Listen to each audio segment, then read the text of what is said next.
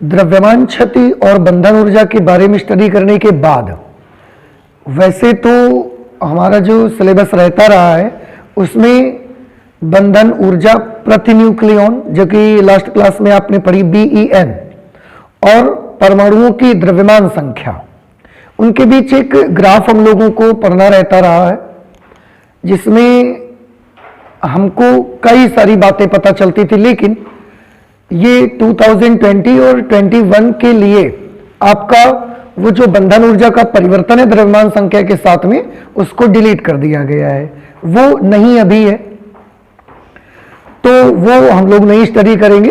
उसके बाद की जो चीजें हैं उनको स्टडी करने के लिए हम लोग चलते हैं आगे।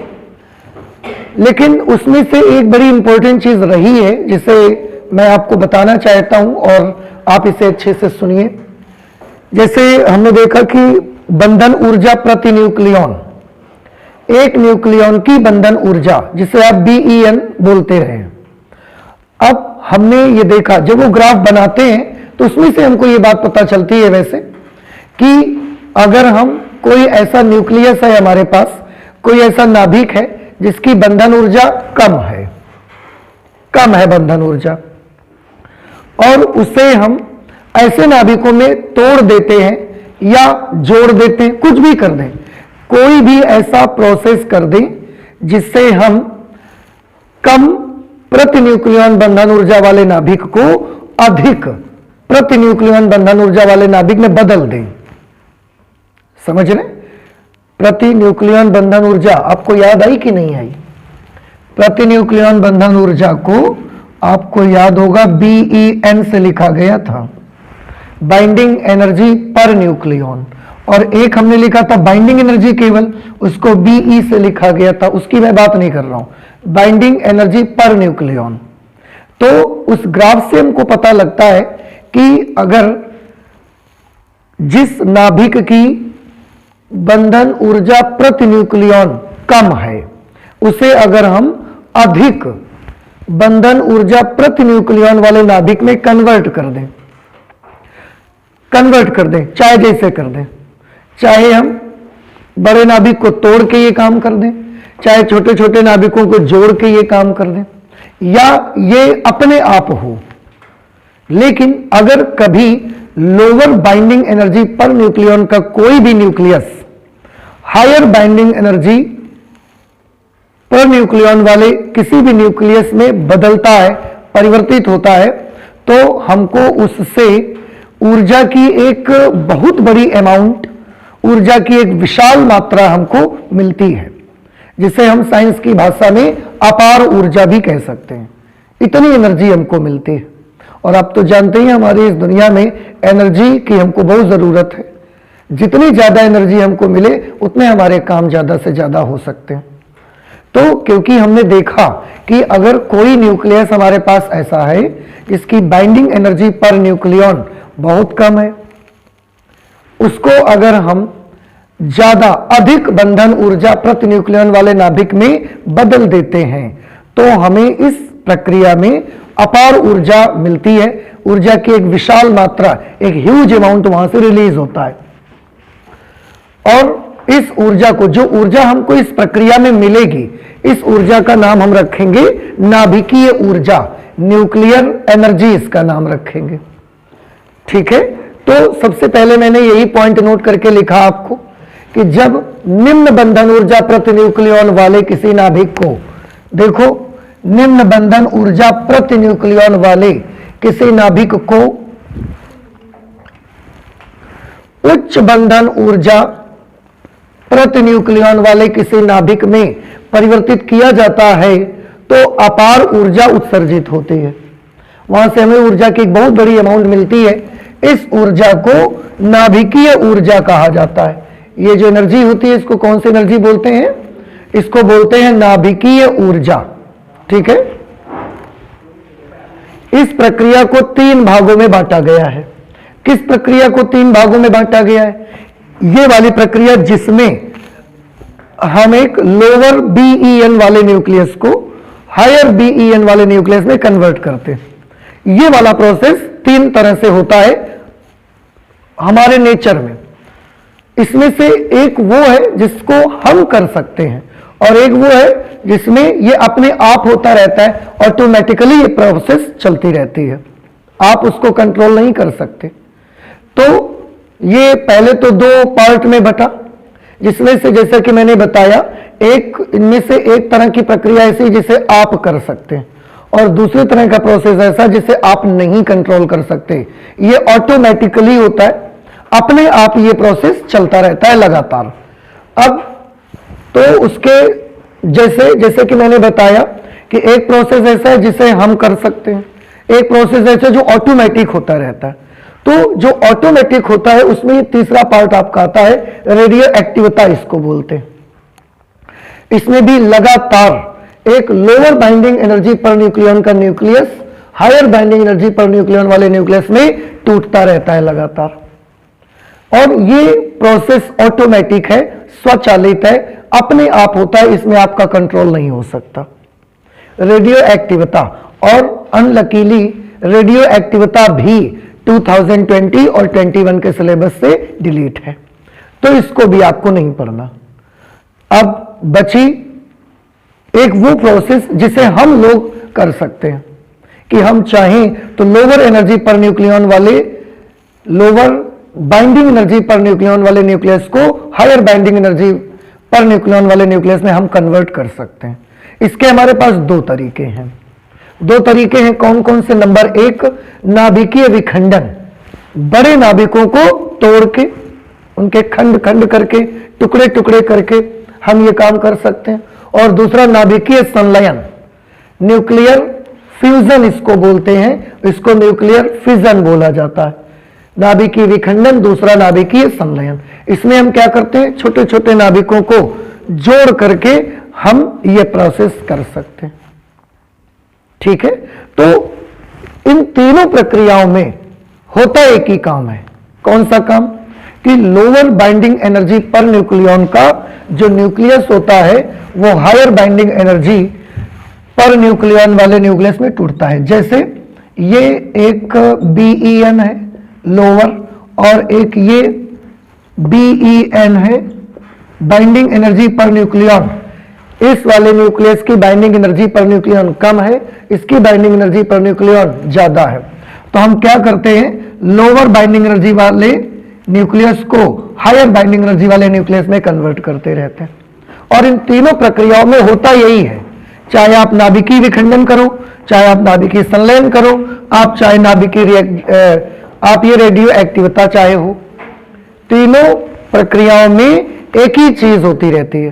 तीनों में lower binding energy per nucleon वाला जो न्यूक्लियस होता है वो हायर बाइंडिंग एनर्जी वाले पर न्यूक्लियन वाले नाभिक में बदलता रहता है। ठीक है, तो जैसे कि मैंने बताया इसे हम लोगों को स्टडी नहीं करना है तो हम इसे आगे नहीं बढ़ाएंगे, लेकिन ये जो दो प्रोसेसेस है नाभिकीय विखंडन और नाभिकीय संलयन, इन्हें हमें स्टडी करना है।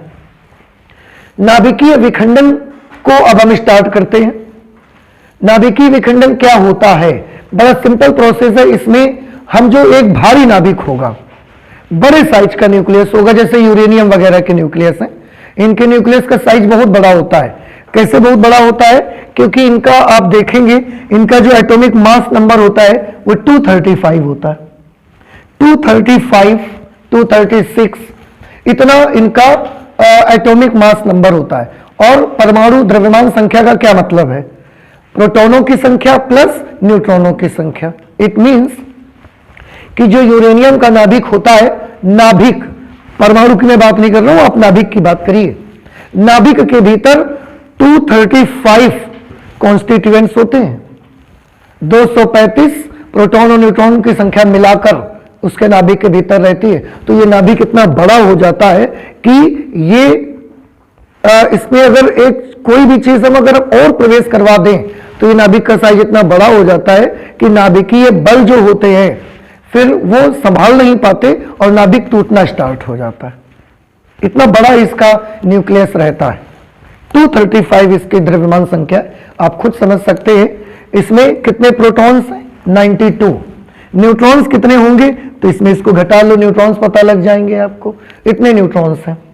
तो इसका साइज बहुत बड़ा होता है और जब साइज बड़ा हो जाता है तो नाभिक के जो आकर्षण बल होते हैं फिर वो नाभिक के कॉन्स्टिट्यूएंट्स को संभाल नहीं पाते और टूटना प्रारंभ हो जाते हैं। ठीक है, तो जब कोई भारी नाभिक जो होता है वो टूट करके दो या दो से ज्यादा हल्के नाभिकों में बंटता है, डिवाइड होता है, तो इस प्रक्रिया को हम बोलते हैं नाभिकीय विखंडन। एक बार देख लेते हैं क्या लिखा गया है। नाभिकीय विखंडन वह प्रक्रिया है जिसमें एक भारी नाभिक एक न्यूट्रॉन का प्रग्रहण करके, मतलब जब एक भारी नाभिक होगा जैसे यूरेनियम का है, उसमें हम न्यूट्रॉन की बम्बार्डिंग करवा देंगे, उसमें हम न्यूट्रॉन एक उसमें डाल देंगे। अब पहले से ही नाभिक का साइज बड़ा है, 235 कॉन्स्टिट्यूएंट्स हैं उसके, अब एक न्यूट्रॉन और जाएगा तो साइज इतना बड़ा हो जाएगा कि फिर उसके नाभिक के जो आकर्षण बल हैं वो एक दूसरे को संभाल नहीं पाएंगे और नाभिक को टूटना ही पड़ेगा। प्रग्रहण करके तुलनीय द्रव्यमानों के दो हल्के नाभिकों में टूट जाता है। इस प्रक्रिया में कुछ तीव्र न्यूट्रॉन तथा गामा किरणों के रूप में ऊर्जा की अपार मात्रा उत्सर्जित होती है। जब यह प्रोसेस होता है, देखिए मैं आपको इस प्रोसेस को एक एग्जांपल से क्लियर करता हूं, आप देखें। सबसे पहले जो यूरेनियम का न्यूक्लियस होता है, पहले ही यूरेनियम का न्यूक्लियस काफी बड़ा रहता है, उसका साइज ऐसा रहता है इतना बड़ा। अब इसमें हमने क्या कर दिया, इसमें हमने बाहर से एक न्यूट्रॉन डाल दिया, एक न्यूट्रॉन इसमें भेज दिया। अब इसका साइज ऑलरेडी 235 कॉन्स्टिट्यूएंट्स है, इसके भीतर साइज ऑलरेडी बड़ा है, लेकिन उसी के दौरान हमने इसमें एक न्यूट्रॉन को भी भेज दिया इसी के अंदर। तो जब न्यूट्रॉन हमने डाल दिया तो ये क्या करेगा, ध्यान से देखिएगा, इधर से न्यूट्रॉन जाएगा और इधर जो भी पार्टिकल्स हैं इसके भीतर उनको इधर की तरफ पुश करेगा। जब इधर की तरफ पुश करेगा तो प्रतिक्रिया बल से वो सारे जो प्रोटॉन न्यूट्रॉन होंगे वो इस न्यूक्लियस को इधर की तरफ पुश करेंगे। समझ में आई बात? आप जैसे एक कटोरे में एक बर्तन में पानी आपने रखा और उसमें आइस क्यूब ली, ऐसा फेंक के मार दिया, तो जब उसमें गिरेगा जाके तो उसकी क्या उसमें दिखेगी, उसमें हलचल दिखेगी, डिस्टर्बेंस दिखेगा आपको। और पहले जब ये जाएगा न्यूट्रॉन तो इधर के जितने पार्टिकल्स हैं उनको इधर की तरफ पुश कर देगा, धक्का दे देगा। वो प्रतिक्रिया के फलस्वरूप उनको इधर की तरफ धक्का दे देंगे। तो आप क्या देखेंगे कि इसका जो शेप होता है, जो कि अभी ऐसा स्फेरिकल शेप था, ये शेप इसका बदल करके ऐसा शेप हो जाता है, ऐसी शेप का बन जाएगा। क्यों? क्योंकि इसने न्यूट्रॉन जब गया तो सबको इधर की तरफ पुश किया, उन्होंने इसको इधर की तरफ पीछे की तरफ पुश किया और ये ऐसा बन गया, थोड़ा सा चपटा होने लगा पुश की वजह से। फिर इसके बाद क्या होता है, ये ऑसिलेशन एक बार स्टार्ट हो जाते हैं फिर बंद नहीं होते, दोनों स्टार्ट हो गए इसमें, ऐसे ऐसे ऐसे ऐसे ऑसिलेशन स्टार्ट हो गए। दोनों स्टार्ट होने से क्या होता है, थोड़ी ही देर में इसमें ये कुछ इस तरीके का बन जाता है, क्योंकि वो दोलन थमते नहीं है तो वो पूरा न्यूक्लियस इस तरीके का बन जाएगा थोड़ी देर में। जब ऐसा बन जाएगा तो यहां बीच का हिस्सा कैसा होते चला जाएगा, पतला, बिल्कुल बीच का हिस्सा पतला हो जाएगा, इसकी ऐसी एक नेक बन जाएगी। ये नेक थोड़ी ही देर में हम क्या देखते हैं कि ये पतला होने की वजह से और इसका वजन इतना भारी हो गया कि नाभिक के जो आकर्षण बल थे वो एक दूसरे को संभाल नहीं पाए, जिसकी वजह से ये नाभिक यहीं से ऐसा टूट जाता है। तो जैसे वाटर की एक ड्रॉप होती है, पानी की एक बूंद, ऐसे टूट जाता है ये।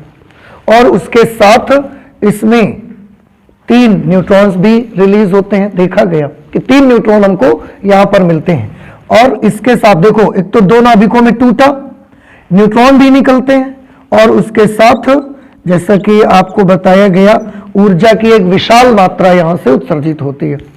सिर्फ ऊर्जा निकलती है ऐसा नहीं है, ऊर्जा की एक बहुत भारी भरकम मात्रा यहां से रिलीज हो जाती है। तो आप समझ गए ये प्रक्रिया। वही देखिए यहां पर हमने लिखा हुआ है कि नाभिकीय विखंडन वो प्रक्रिया है जिसमें एक भारी नाभिक एक न्यूट्रॉन का प्रग्रहण करके, यानी कि भारी नाभिक था ये, इसमें न्यूट्रॉन अंदर चला गया, तुलनीय द्रव्यमानों के 2 हल्के नाभिकों में टूट जाता है। कोई भी नाभिक में जब ये न्यूट्रॉन पड़ेगा जाके, जैसे ये एक नाभिक है, इसमें न्यूट्रॉन ऐसा पड़ा तो वो बिल्कुल बीचों बीच टूटेगा ऐसा जरूरी नहीं होता।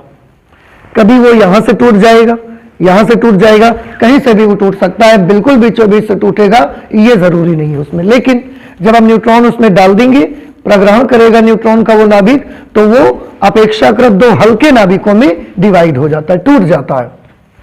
इस प्रक्रिया में कुछ तीव्र न्यूट्रॉन, ये जो प्रोसेस है इसमें कुछ तीव्र न्यूट्रॉन्स भी निकलते हैं। ये हमने न्यूट्रॉन्स बना के आपको दिखाए, ये दो टुकड़े उस न्यूक्लियस के हुए, हल्के जो टुकड़े आ गए, भाई पहले बहुत भारी था, अब ये दो हल्के हल्के टुकड़े उसके बन गए, उसके साथ न्यूट्रॉन भी निकलते हैं। इसमें कुछ तीव्र न्यूट्रॉन तथा गामा किरणों के रूप में ऊर्जा की अपार मात्रा उत्सर्जित होती है।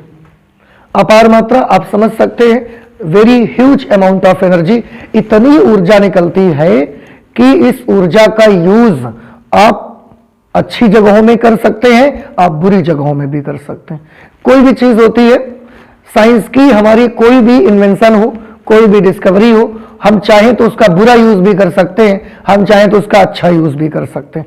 जैसे चाकू बनी, नाइफ जब बनी तो उसका आप बुरा यूज भी कर सकते हो, आप ऐसा हाथ भी काट सकते हो, और आप चाहो सब्जी काटने में भी यूज कर सकते हो। तो दुनिया में कोई भी चीज बनती है तो उसके अच्छे यूज भी होते हैं, उसके बुरे यूज भी होते हैं। इसमें इतनी ऊर्जा मिलती है कि आप इसका चाहो तो बुरा यूज भी कर सकते हो, अच्छा यूज भी कर सकते हो। हम बात करेंगे आगे कि बुरा यूज कहां हो जाएगा और अच्छा यूज कहां होगा। अभी फिलहाल आप इतना समझ लें कि इसमें गामा किरणों के रूप में ऊर्जा की एक बहुत बड़ी मात्रा निकलती है। देखो मैं बार बार बोल रहा हूं बहुत बड़ी मात्रा, आप याद रखिए थोड़ी बहुत ऊर्जा नहीं निकलती, बहुत ऊर्जा निकलती है। यह प्रक्रिया ही परमाणु बम तथा नाभिकीय रिएक्टर का आधार है। देखा आपने, इतनी एनर्जी निकलती है कि इस एनर्जी का हम बुरा यूज कहां कर लेते हैं, परमाणु बम बना सकते हैं इसका।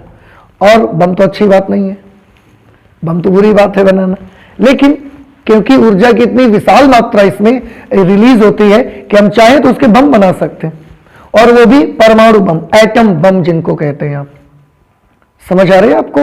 तो इतनी एनर्जी निकलती है कि हम उसके एटम बम्स बना सकते हैं। और नाभिकीय रिएक्टर अच्छा ऊर्जा का अच्छा उपयोग करने वाली चीज बनेगी उससे, इसका आधार है। आई होप कि नाभिकीय विखंडन की प्रक्रिया कैसी होती है अब आपको समझ में आ गई। क्या होगा, एक भारी नाभिक होगा इसमें, उसमें न्यूट्रॉन का हम बमबार्डिंग करवाएंगे, उससे वो दो हल्के नाभिकों में क्या हो जाएगा, टूटेगा, और उसके साथ क्या क्या निकलेगा, न्यूट्रॉन्स भी निकलेंगे, और दो हल्के नाभिकों में तो टूटेगा ही, उसके साथ एनर्जी भी बहुत निकलेगी, और इतनी एनर्जी निकलेगी कि आप उसका क्या क्या बना सकते हैं, आप उसका परमाणु बम बना सकते हैं। अभी आप परमाणु बम सुनते रहे हैं ना नाम, एटम बम, फिल्मों में आपने देखा होगा एटम बम का नाम सुना, तो वो एटम बम आप बना सकते हैं, और चाहे तो न्यूक्लियर रिएक्टर भी बना सकते हैं, ये चीज। अब इसका एक एग्जाम्पल भी दिखाया गया है, देखिए यहां पे एग्जाम्पल, यूरेनियम का एक न्यूक्लियस हमने लिया, परमाणु क्रमांक 92 और इसकी द्रव्यमान संख्या 235। इसमें क्या किया हमने, एक न्यूट्रॉन इसके साथ ऐड कर दिया, न्यूट्रॉन भी तो डाल दिया ना इसमें, तो एक न्यूट्रॉन जब ऐड करेंगे तो सबसे पहले ये 92 यूरेनियम 236 में कन्वर्ट होता है। जब 92 यूरेनियम 235 में एक न्यूट्रॉन की बमबार्डिंग की जाती है तो सबसे पहले ये 92 यूरेनियम 236 में कन्वर्ट होता है। आप देखिए 92 प्लस 0 92, 235 प्लस 1 236, ठीक है। इस तरह से ये इस यूरेनियम में कन्वर्ट हो जाता है, और ये वाला जो यूरेनियम होता है ये अनस्टेबल होता है, अस्थायी होता है, इसलिए ज्यादा देर तक वो टिक नहीं सकता, वो टूटेगा ही, तो वो टूट जाता है। और जैसा कि मैंने बोला कि वो हर बार आप जब जब इस पे न्यूट्रॉन डालो हर बार बिल्कुल बीचों बीच टूटे, ऐसा जरूरी नहीं होता, कहीं से भी वो टूट सकता है, उसके बहुत सारे कॉम्बिनेशंस टूटने के हमको मिलते हैं, लेकिन एग्जाम्पल में हमने वो कॉम्बिनेशन आपको दिखाए हैं जो हमको ज्यादा मिलते हैं, अधिकतर जो मिलते हैं। अदरवाइज जब यूरेनियम का न्यूक्लियस टूटता है तो उसके बहुत कॉम्बिनेशंस हो सकते हैं, बहुत अलग अलग टुकड़े उसके बन सकते हैं, लेकिन मैंने आपको केवल वही कॉम्बिनेशन, वही टुकड़े यहां पर दिखाए हैं जो हमें ज्यादा मात्रा में मिलते हैं, ठीक है। जैसे कि अब ये क्योंकि अस्थायी होता है, अनस्टेबल होता है, ये स्थायी नहीं होता, ये अनस्टेबल होता है, तो ये दो टुकड़ों में टूटता है। एक तो बेरियम 56 बेरियम 144 और एक 36 क्रिप्टन 89, इसमें ये ब्रेक हो जाता है। तो अपेक्षाकृत 2 हल्के नाभिक तैयार हो गए, उनके साथ 3 न्यूट्रॉन भी निकलते हैं और उसके साथ बहुत बड़ी मात्रा में एनर्जी निकलती है।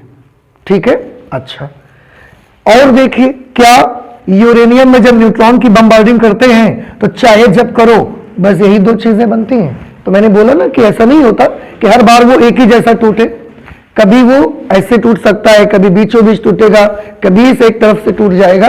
तो उसमें बहुत सारे कॉम्बिनेशन होते हैं, लेकिन मैंने बोला कि मैंने केवल वही वाले कॉम्बिनेशंस आपके सामने एग्जाम्पल्स में लिखे हुए हैं जो हमको ज्यादातर मिलते हैं, अधिकतर मिलते हैं। तो जब यूरेनियम में न्यूट्रॉन की बम्बार्डिंग करते हैं तो अनस्टेबल यूरेनियम से ये वाला कॉम्बिनेशन भी हमको मिलता है। ये 51Sb133 एंटीमनी होता है Sb, तो ये मिलता है और उसके साथ नियोबियम 41 नियोबियम 99।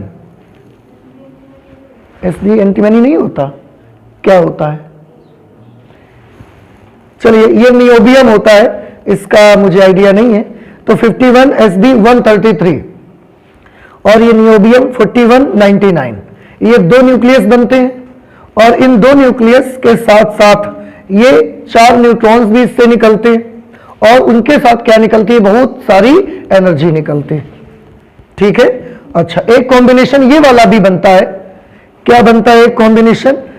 54 जिनन 140, ये जिनन का न्यूक्लियस बनता है, स्ट्रोंसियम का न्यूक्लियस भी बनता है 3894 वाला, और उसके साथ 2 न्यूट्रॉन्स यहां से निकलते हैं और एनर्जी भी बहुत सारी मिलती है।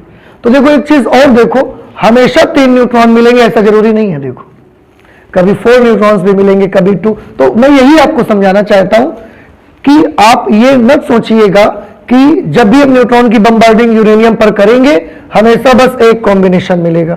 बहुत सारे कॉम्बिनेशन मिल सकते हैं, उन कॉम्बिनेशन में से आपको सिर्फ और सिर्फ कुछ जो ज्यादा मिलते हैं वो कॉम्बिनेशन आपको दिखाए गए हैं। लेकिन विखंडन में आप हर बार एक चीज कॉमन देख रहे हैं, बने चाहे जो कुछ, बाद में जाकर के एक चीज यहां से रिलीज होती है जो हमें हमारी फिजिक्स में बहुत जरूरत है, और वो है एनर्जी रिलीज होती है। ठीक है, तो जब जैसे मैं बार बार आपसे बोल रहा हूं, यहां पर मैंने पिछले 2 बार लिखा भी है, अपार ऊर्जा मुक्त होती है, अपार ऊर्जा उत्सर्जित होती है, ये 2 बार मैंने लिखा भी है। तो सभी बच्चों के मन में क्वेश्चन उमड़ रहा है कि ये बार बार जो अपार ऊर्जा लिखी जा रही है और बार बार बोला जा रहा है कि ऊर्जा की एक बहुत विशाल मात्रा यहां से निकलती है, तो कितनी विशाल मात्रा ये एनर्जी की निकलती है? उसके लिए एक छोटा सा कैलकुलेशन हमने करके दिखाया है, आप इसको ध्यान से देखिए।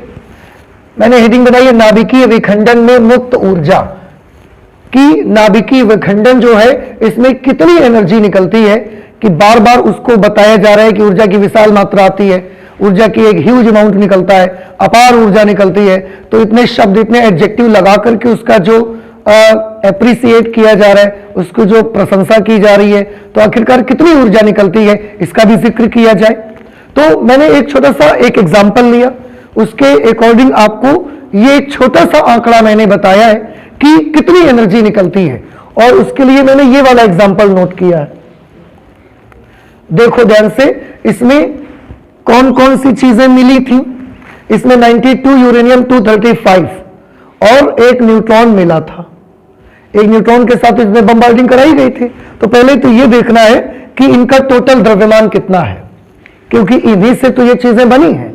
तो हमने क्या किया, जो रिएक्टेंट थे, जो मिल करके वो चीजें बनाते हैं, पहले हमने इनका द्रव्यमान निकाला। 92 यूरेनियम 235 और न्यूट्रॉन, इनका द्रव्यमान। यूरेनियम का जो द्रव्यमान होता है वो 234.99 AMU होता है, और न्यूट्रॉन का जो मास होता है वो 1.01 AMU। AMU में सब हम लिख रहे हैं उसके द्रव्यमानों को। ठीक है, तो रिएक्शन में इधर वाली चीजों के जो चीजें मिलकर रिएक्ट करती हैं, जिन्हें आप शायद अभिकारक भी बोलते हैं केमिस्ट्री में, रिएक्टेंट्स जिन्हें बोला जाता है, पहले हमने इनका द्रव्यमान निकाला कि जिन चीजों को मिला के रिएक्शन चालू हुई है, किया है हमने, उनका आखिरकार टोटल मास कितना था। तो यूरेनियम का 234.99 और न्यूट्रॉन का इतना, दोनों को जोड़ दिया तो कितना बन गया, लगभग 236 AMU बन गया। ये बात समझ में आई? अच्छा, तो इतना मास इन दोनों का मिला के था। जब ये बना यहां पर तो क्या क्या चीजें बनी, बेरियम बना, क्रिप्टन बना और ये न्यूट्रॉन बने 3। इनका टोटल मास कितना आएगा? तो इनका टोटल मास हमने निकाला, बेरियम, क्रिप्टन और न्यूट्रॉन, इनके टोटल मास निकाले तो बेरियम का मास होता है 143.87 AMU, क्रिप्टन का होता है 88.90 AMU और एक न्यूट्रॉन का होता है 1.01 AMU लिखा था, लेकिन यहां कितने न्यूट्रॉन्स रिलीज हो रहे? 3 न्यूट्रॉन्स, तो 3 × 1.01 AMU। इन सब को कैलकुलेट किया गया तो आंसर मिला 235.80 AMU। अब देखिए थोड़ा सा, जो चीजें अभिकारक हमारी थीं, अभिकारक का कुल द्रव्यमान कितना था? 236 AMU। जो चीजें प्रोडक्ट में बन के मिली, उत्पाद में हमको मिली, उनका टोटल मास कितना आया? 235.80।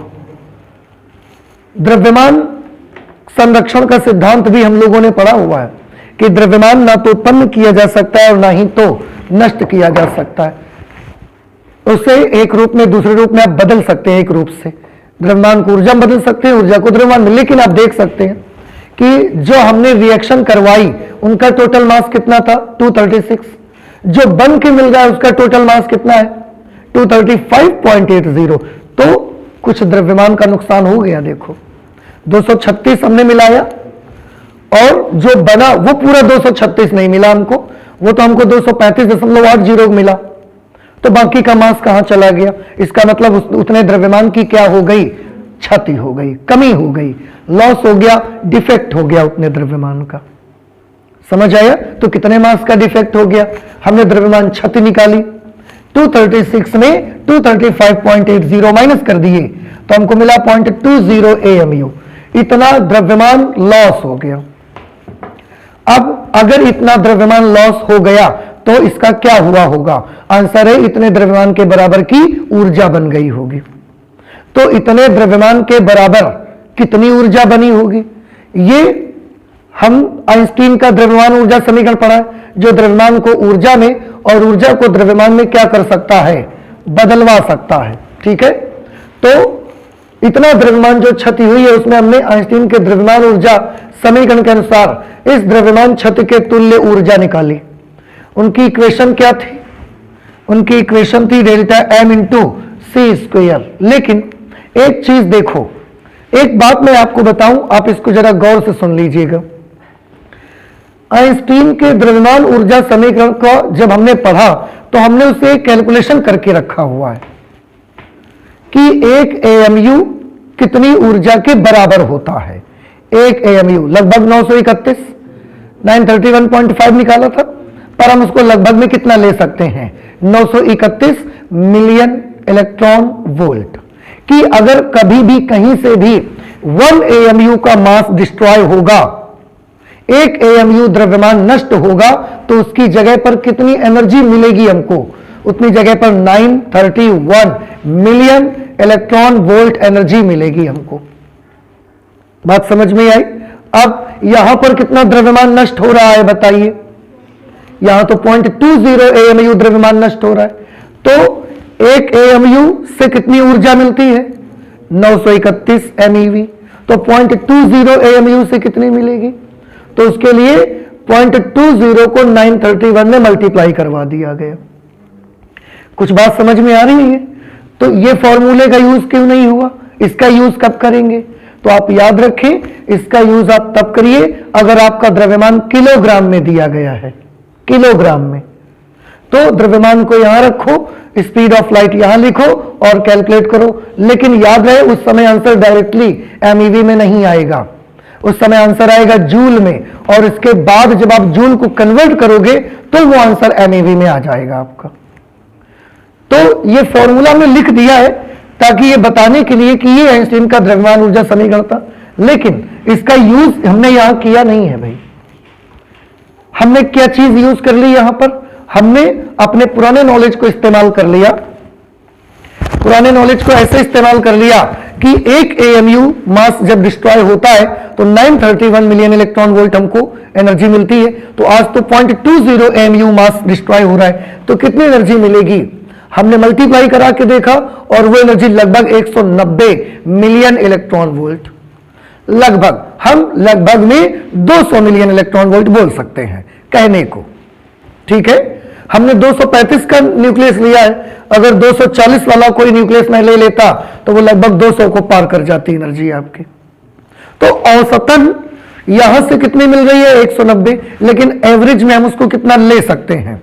200 हम लिख सकते हैं, क्योंकि हम आपको यही तो समझा रहे हैं कितनी एनर्जी रिलीज होती है, कितनी ऊर्जा मिलती है। अब आप देखिए, यूरेनियम का केवल एक नाभिक तोड़ा है, केवल एक नाभिक,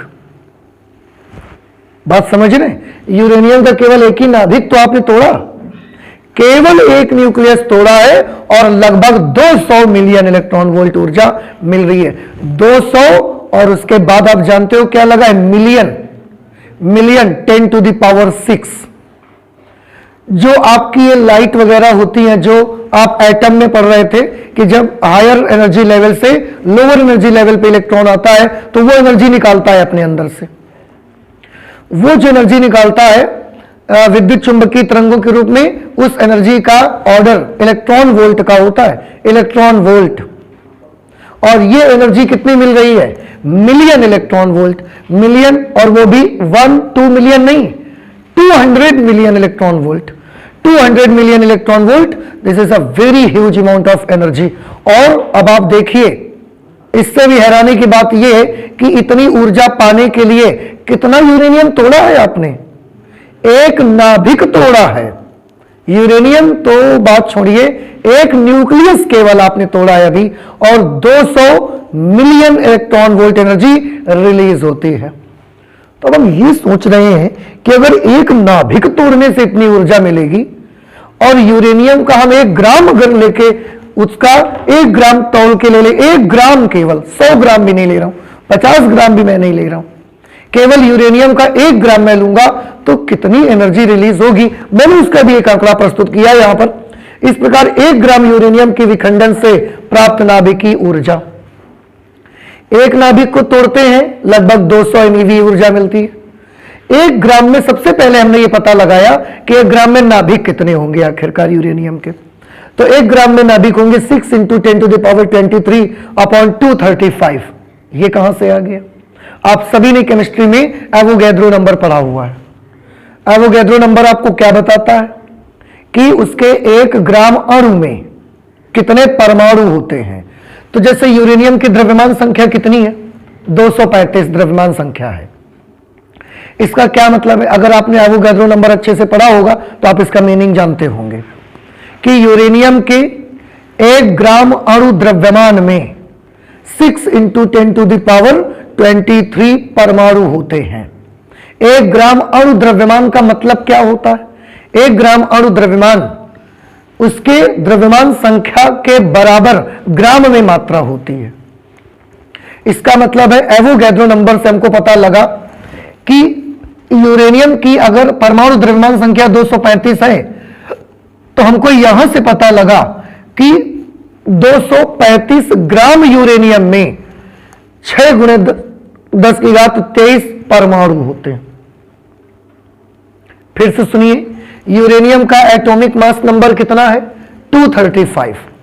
और एवोगैड्रो नंबर को अगर आप स्टडी करते हैं, केमिस्ट्री वगैरह में आपने पढ़ा होगा, तो उसमें एक चीज आपको बताई जाती है कि अगर यूरेनियम की द्रव्यमान संख्या 235 है तो उसके 1 ग्राम अणु अर्थात 235 ग्राम में एवोगैड्रो नंबर के बराबर परमाणु पाए जाते हैं। अब आप सोचिए, 235 ग्राम में इतने परमाणु हैं, तो 1 ग्राम में कितने परमाणु? 235 से हमने क्या कर दिया? भाग दे दिया। बात समझ में आ गई अब आपको कि 235 ग्राम में 6 × 10⁻23 एटम्स अगर होंगे तो 1 ग्राम में कितने एटम्स होंगे? तो 6 × 10⁻23 में 235 से हमने डिवाइड कर दिया। तो ये 1 ग्राम में क्या आ गया? ये चीज 1 ग्राम यूरेनियम में परमाणुओं की संख्या, और हर परमाणु के भीतर एक एक क्या होगा? नाभिक। इसका मतलब है इतने नाभिक है 1 ग्राम में। नहीं समझ में आई? तो 1 ग्राम यूरेनियम में इतने न्यूक्लियस हैं। एक न्यूक्लियस के टूटने से 200 MeV ऊर्जा मिलती है। इतने न्यूक्लियस टूटेंगे तो कितने MeV ऊर्जा मिलेगी? हमने कैलकुलेट किया इसकी वैल्यू, जब इसको कैलकुलेट किया तो इसकी value 2.56 into 10 to the power 21 मिली। 200 से मल्टीप्लाई करवा दिया, लगभग 5 into 10 to the power 23 million electron volt energy मिलती है। 5 into 10 to the power 23, one after one you have to apply 23 zeros। You can't imagine it कि 1 ग्राम यूरेनियम, 1 ग्राम, केवल 1 ग्राम uranium होगा, कितनी छोटी मात्रा होती है आप खुद समझ सकते हैं। जब आप 50 ग्राम चीज लेने जाते हैं, 100 ग्राम चीज लें, थोड़ी सी मिलती है। 1 ग्राम यूरेनियम, 1 ग्राम बड़ी जरा सा होगा, बस इतना सा टुकड़ा हो सकता है उसका, होगा जरा सा।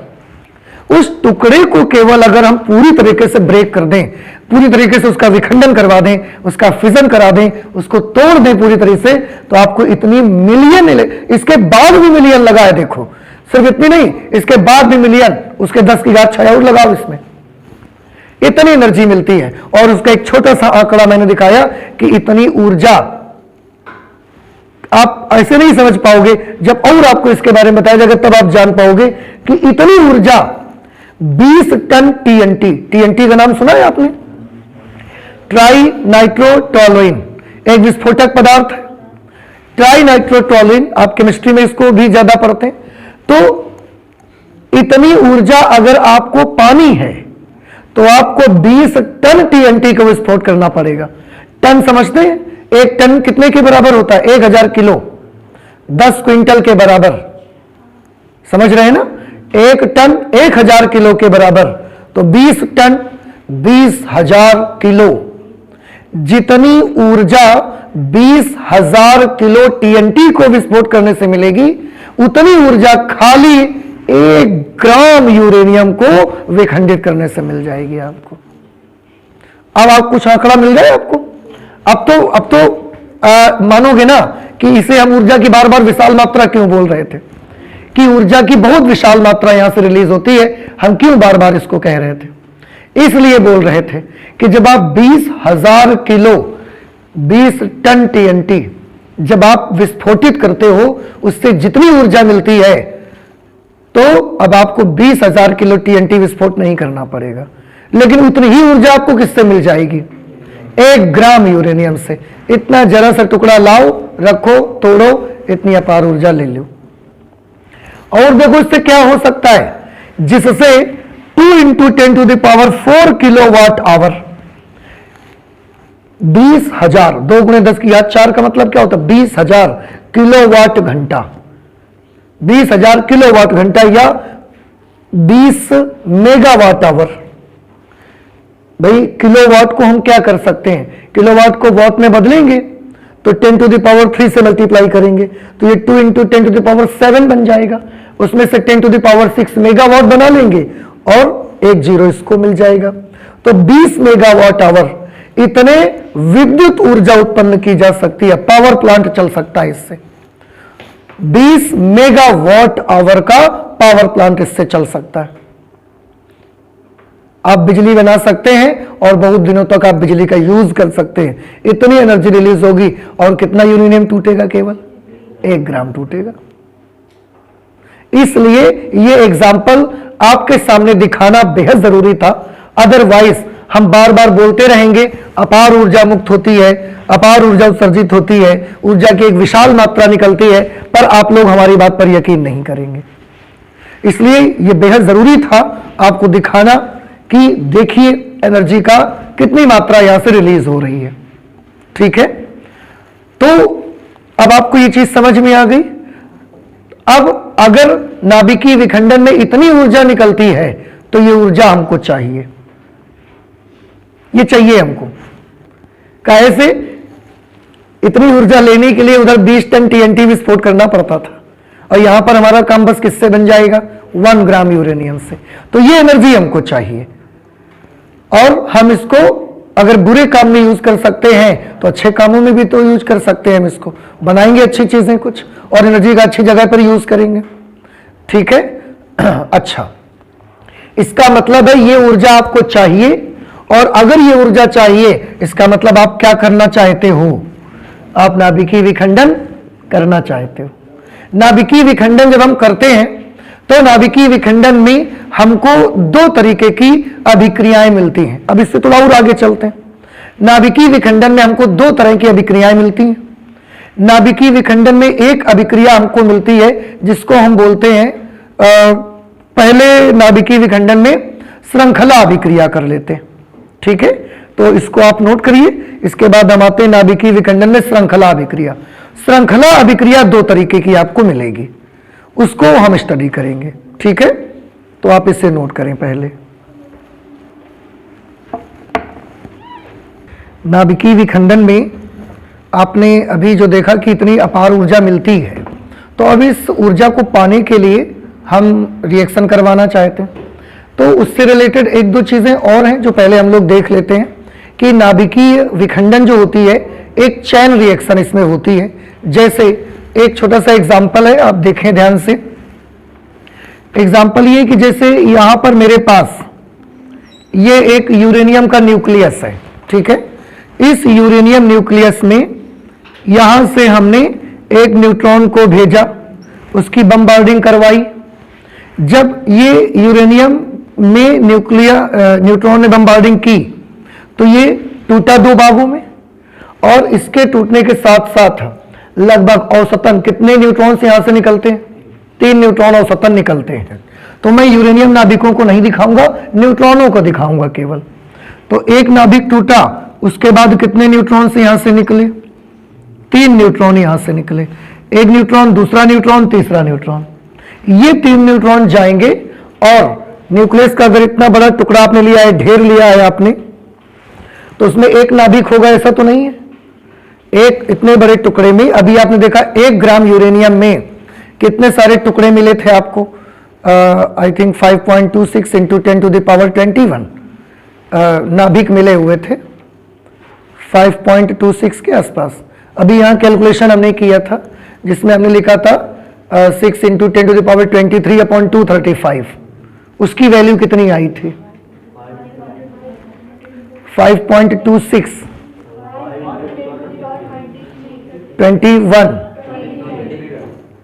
अरे वो तो 6 इंटू 10 पावर 23 आया, अपॉन 235 किया था। केवल उतने की वैल्यू बताओ, 200 से मल्टीप्लाई मत करो। 2.56 इंटू 10 टू द पावर 21 इतने न्यूक्लियस 1 ग्राम में होंगे। तो अगर 1 ग्राम यूरेनियम आपने रख दिया यहां पे, और उसमें एक तरफ से न्यूट्रॉन भेजा, तो जब एक तरफ से न्यूट्रॉन ये आया, एक नाभिक को इसने तोड़ा, एक नाभिक टूटा, 3 न्यूट्रॉन इससे और निकले। जो 3 न्यूट्रॉन निकले उसमें और भी न्यूक्लियस भरे पड़े हैं। ये 3 न्यूट्रॉन जाएंगे और अपने सामने पड़ने वाले 3 और नाभिकों को एक एक तोड़ेगा ये।